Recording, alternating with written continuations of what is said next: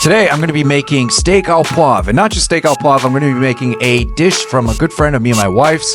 It's a family recipe that is called Barb's Bourbon-Brandy Mushroom Saute, and it is absolutely delicious. And I'm also going to include some wonderful, beautiful, crispy potatoes. So everyone, let's go ahead and let's make this shit.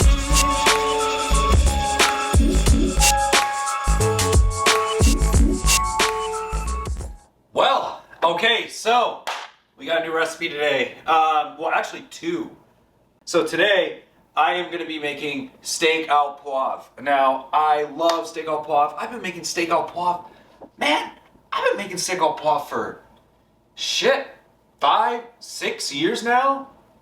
Every couple months, steak au poivre. My family says, hey, can you make your steak au poivre? And I'm like, yeah, I'll do it again.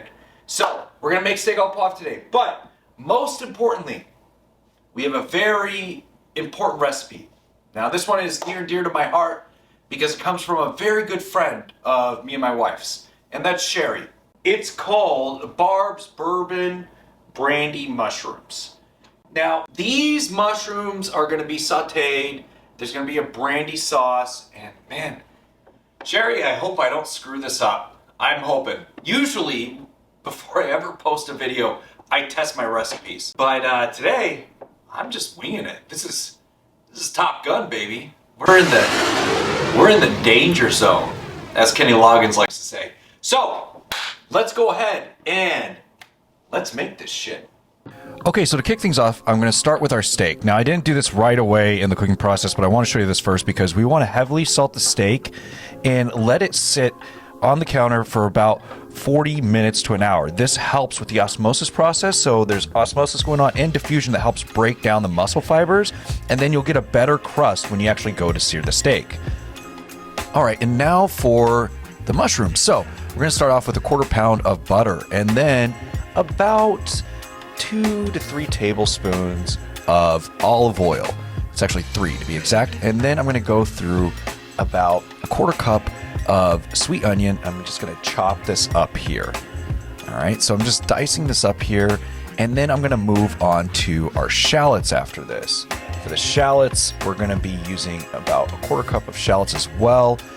So I'm just basically dicing the shallots, and I love shallots. They're freaking awesome, so definitely pick them up if you haven't before. Then we're going to go ahead and add in 2 tablespoons of garlic that is minced. Next, 2 tablespoons of dry parsley. Then a teaspoon of black pepper and salt.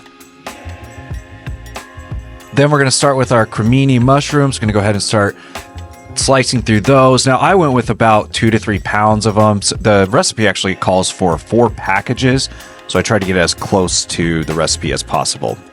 Then, the butter we prepared earlier is melted in the microwave, and we've got about 4 ounces of brandy here. Now, you can do 2 ounces of bourbon, 2 ounces of brandy, and mix into the mushrooms and the onions, everything, or you can just do 4 ounces, as well as we want to mix in our butter and then give everything a good mix. They look amazing as is, but we have to cook off all that brandy or bourbon if you're using one or the other or both.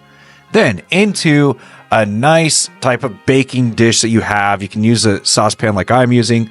We're going to preheat the oven to 350 degrees and pop these in for at least an hour. And then we want to go ahead and make sure that we stir these every half hour. At about 3/4 of an hour in, we should be almost caramelized here. You can add in some gravy thickener to help it out.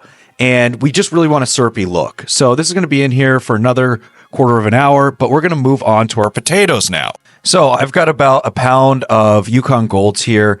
And so what I'm going to do is I'm going to go ahead and start chopping these up. I'm just looking for little halves here. So I'm going to go ahead and slice through these. And then I've got my oven preheating to 450 degrees and a pot that is boiling right now with some water. So first I'm going to toss the potatoes into some boiling water until they are fork tender. Once they are all fork tender, I'm going to go ahead and transfer these into a colander to strain out. And then I'm going to start seasoning them. So in a bowl, I'm going to go ahead and add in some olive oil here. You can use olive or avocado. Then about 2 tablespoons of black pepper. The same for some kosher salt. And I'm going to also add some onion powder to this, about a tablespoon of onion powder. The same for some paprika. I'm going to go with a little bit, about 1 to 2 tablespoons of paprika in this. And I'm also going to add in about a tablespoon of garlic powder after I mix this all up. Go ahead and do that, and I'll give it another toss again before transferring this to a baking sheet to then go into the oven. So you really want to make sure that you spread out the potatoes really well. And we're going to put some cooking spray on there so they don't stick. And then once they go in the oven, we're going to leave them there for some time and make sure that we stir them throughout the process because we want them very crispy.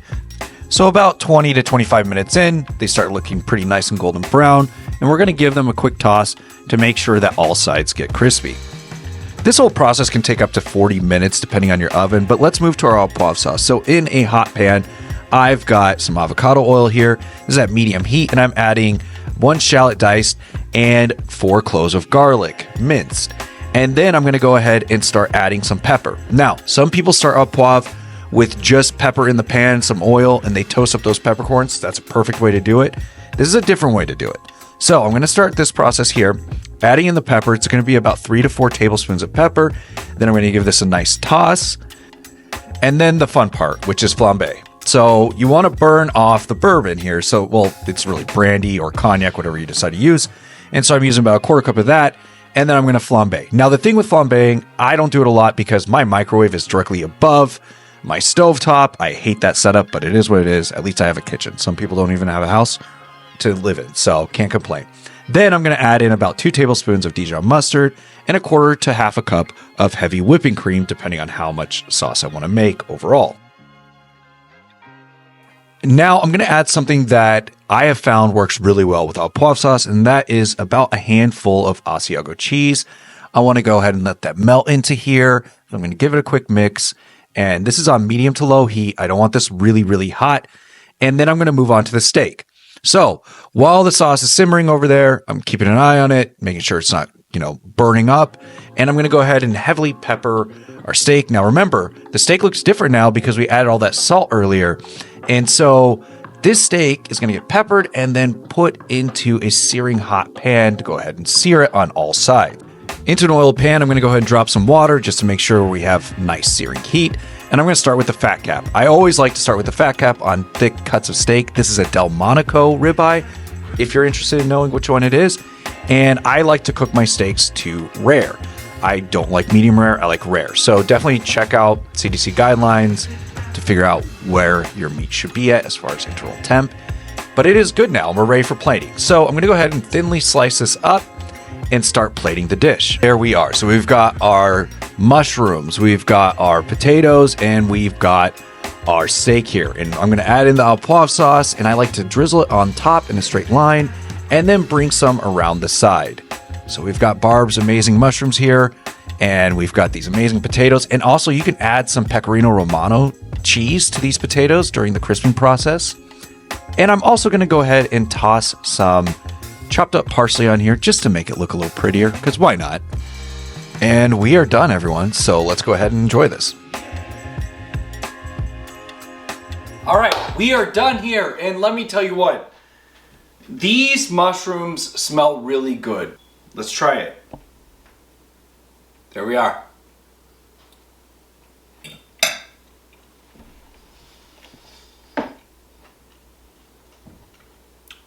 Okay. Those are on point. Those are on point. Now, the steak au poivre. I have a really good feeling that these mushrooms bode really well with the steak au poivre. Steak au poivre is one of my favorite things ever. There we are.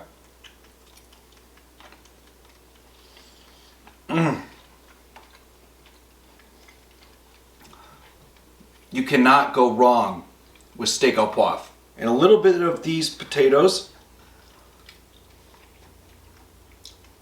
Oh, but this whole dish goes so well. I mean, man, you gotta make it. It's easy. Elevate yourself, and yeah. Barb's, bourbon, brandy, mushrooms, and the steak au poivre. Thank you, Sherry. This works. And cheers. See you next time. I think it's delicious.